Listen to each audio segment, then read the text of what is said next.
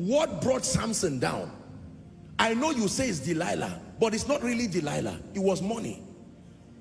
The Philistines called Delilah and said, listen, there is a man who has become a judge over Israel. This man has mysterious strength that one man can use the jawbone of a donkey and kill 3,000 Philistines. What army will stand before that man? We want you to, please, we will give you money. Can you help us to find out the source of his strength, and if possible, destroy that man for us? Ladies and gentlemen, what a lion could not do, what a bear could not do, what an army could not do. You would think a woman did it. It's not a woman that did it. Money is what did it. If they had met her and said, can you be a participant in our agenda? Go and kill Samson. She probably would have insulted them and walked out of that place. But when they brought money, she said, all right, let's sit down, let's talk. What do you want? You want to bring down Samson? It's difficult to, how much are you going to give me? Because Samson is not just a, this somebody that taught the lion. That means I can die in the process. This mission is a risky mission. If he killed the lion, I mean, use a business sense. She will negotiate as a businesswoman. You think she will just receive peanuts for the risk of killing Samson? You know what it takes to kill Samson? Find out how many times she tried and failed. Samson, the Philistines are upon you. And he got up and he said, you lied to me again. I don't know what, well, anyway, we'll leave that for another discussion. The most important thing is that Samson eventually went down. Are we together? Many times, do you know, if Samson realized, I don't know what really happened to him. Maybe it was an attack.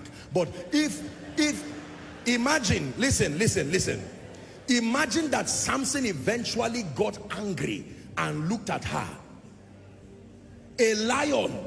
Samson tore a lion, tore a bear, defeated the Philistines, removed the city gate, not the door to your house, the gate to a city that people use cranes to carry. He carried it and then went up a mountain, dropped it there. If you were asked to go and fight such a man, wouldn't you turn and look at the person who sent you and say, is this how you want to kill me? So imagine, but with all of that, when money came, he said, clear the way. Let me show you the power I have. I don't talk, but I move things. Money for you. And Delilah said, all right, since you brought the subject of money, I can take the risk. Finally, Samson revealed the secret. My glory and the power is in the covenant that is captured in my hair. Samson, the Philistines are upon you. He got up, the Bible said he shook himself as before. This time around, money had gone forth. And notice, the moment they discovered, after she shaved his hair, the next thing that happened was his eyes, not his hands. Vision was what was taken away immediately. His eyes were plucked out. When his eyes were plucked out, the devil did not want to remove the hand because he would still be useful for the devil. And you see what a great man, a judge, a man who was dreaded by some of the best armies in the then world. He became one who was going around threshing in the prison. He was bound with fetters and his assignment was to go and be grinding. Can you imagine? Reduced from a place of honor using the tool of money. I'm praying for you.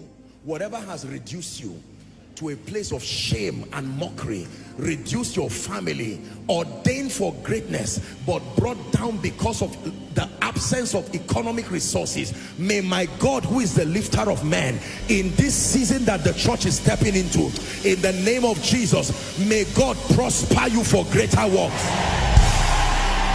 May my God prosper you for greater works. Please sit down. The force of wealth and abundance. Number 5. Are you ready for the 5th force? The 5th force that is responsible for greater works. My God, I really believe that this word is entering someone's spirit, that you are getting, there is a holy anger that is coming upon you, that when you get up, you will coordinate all these forces and your life will become a sign and a wonder. The 5th force that is responsible for exalting and releasing Jesus, revealing him to the world, is called the force of influence. Write it down, please. Influence is power. The force of influence. The force of influence. Influence is power. Please write it down. Influence is great power. The force of influence. Influence, like money, are related. They shape civilizations. They define people's understanding. They define people's thinking. They define people's values at any given point. Can I tell you, our world today is not just going at the mercy of time. Our world today is a reflection of the mindset of certain influential people, godly or otherwise, from technology to sociology to the language we use, the way we raise children, the way family is run. Are we together now? The way ministry is run, the way businesses are conducted. Civilization, influence literally shapes civilization. What does it mean to influence? Number one, the capacity to have an effect. Influence is defined as the capacity to have an effect on the character, perceptions, behaviors, decisions, and the values of another. I will take it again. Influence is the capacity to have an effect, whether positively or negatively, an effect on the character, on the perceptions, on the behavior, on the decisions, and on the value of another. When you have an effect on the character, the perception, the behavior, the decisions, and the values of another, you are exerting influence upon that person. One last time, the capacity to have an effect on the character, number one. Number two, the perception. Number three, the behavior. Number four, the decisions. Number five, the values of another is called influence. Please look up. This concept of influence is very powerful and is very profound, because you see, a handful of people historically and even now are the ones who are always responsible for shaping and defining the narrative of a civilization. Are we together now? That people, a crowd of people, will usually model their lives after an individual or a set of individuals that they consider to be worthy of emulation. They call them all kinds of names. Role models. Some will call them celebrities. Some will call them influencers. Some will call them, you name it. You know all the names. And unfortunately, some of these people have been positive role models in terms of bringing values that shape society properly. But many of them, sadly, have been very wrong and destructive models. There are children today who have no business learning certain things except that someone they admire. You see, the psychology of influence is the moment you like someone and he becomes a reflection of your aspiration, you will copy everything you can see and find in his life, good or bad, because the assumption is that whatever he is doing, since he has that result to show, it must be right. Are we together? So when Satan wants to destroy a generation, he does not go after everybody. What happens is that he builds certain people through covenant, backed up with excellence and an indoctrination that makes them know that they are pro-Satan, antichrist, vocally so. And then when he brings them, when that negotiation is done, then he will exalt them and give them the leverage of influence. Are we together now? And from that standpoint, they begin to sell certain value systems. And as ugly as some of those value systems are, you would think they should be so pungent, an intelligent person should reject them. But never downplay what influence does to a man. Influence can make darkness look like light. greater works on the wings of influence. There are many people today. Did you know, once upon a time, have you noticed that generally speaking, we speak better, our generation communicates a lot better, not necessarily because people have gone to more schools and learned. It's simply because the internet has afforded people a greater opportunity to hear and listen to communicators, and that has automatically improved people. You listen to our children. When you hear our children speak, you wish you were them. They speak intelligently, they will correct you. I had an experience with one of our lovely children. I was calling everything that was round orange. So one time I was at the rotunda and I said, wow, this is orange. And she tapped me. She said, it's not orange. I can't remember the name she called it. And she was right. Ladies and gentlemen, O is for, that's what you were taught. Anything that is O is orange. But our children now, you can imagine, they will correct you and say, no, this is orange, this is this one, this is this one. That is the level of advancement, courtesy influence.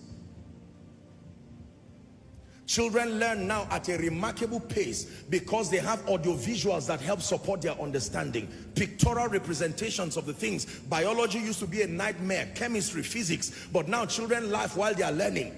When they fail, the teachers call them and say, were you in your right state of mind? Are you okay? We can repeat the test. You know what happened when you were writing your test. You carry your result and start crying before you get home, because you know exactly what will happen, and what you are expecting is exactly what will happen. I leave you to guess whatever it is. I will not say it. Oh yes, you know, you knew exactly what was going to happen. Now results are released in e-versions. You don't have to wait, join any queue and do anything. I'm just saying that influence shapes civilization. Are we together?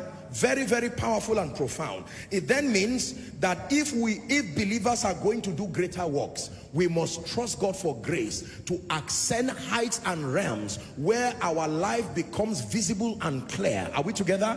In an elevated platform where people can see the life of God in you. I like Jesus. Matthew chapter 5, 13 to 16 is the most concise capture of the confluence, the whole idea of influence. Jesus says it this way: ye are the salt, Matthew 5, 13, of the earth.